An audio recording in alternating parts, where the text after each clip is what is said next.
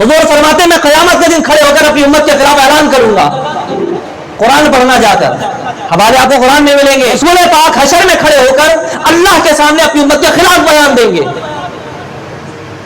کیا بیان ہے؟ قرآن پڑھو جا کر، اے اللہ یہ میری قوم ہے جس نے قرآن کو پیچھے ڈال دیا تھا، ان هذا القوم اتخذوا القرآن مهجورا، یہی وہ قوم ہے جن کو میں نے قرآن دیا تھا، اور یہی وہ قوم ہے جس نے قرآن کو پیچھے ڈال دیا۔ اے اللہ میں ان سے منہ موڑ لیتا ہوں، انہوں نے قرآن چھوڑ دیا۔ کتنے لوگ ہیں جو قرآن پڑھتے ہیں جناب؟ پوچھا جائے تو 100 میں سے 10 آدمی کو قرآن آتا ہے پکے اللہ کے بندے اور عاشق رسول۔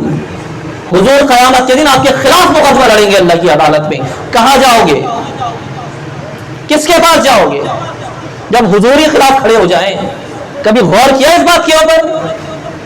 نماز چھوڑنے والا بے نمازی، اللہ خود حکم دیتا ہے فرشتوں کو اس کا نام جہنم کے دروازے پہ نقش کر دو، لکھ دو۔ لکھنے کا مقصد یہ ہے کہ اس میں کوئی کمی کی گنجائش نہیں ہے، جو نماز چھوڑنے والا اس کا نام جہنم کے دروازوں پہ لکھو، سیدھا مرے گا جہنم کے اندر۔ یہ میں نہیں کہہ رہا، جن کا کلمہ آپ پڑھتے ہیں رسول پاک نے ارشاد فرمایا ہے۔ یہ قرآن کی آیت میں نہیں سنا رہا، اللہ نے اپنے قرآن میں بیان فرمائی، جنہوں نے قرآن کو چھوڑ دیا رسول ان کے خلاف مقدمہ درج کریں گے۔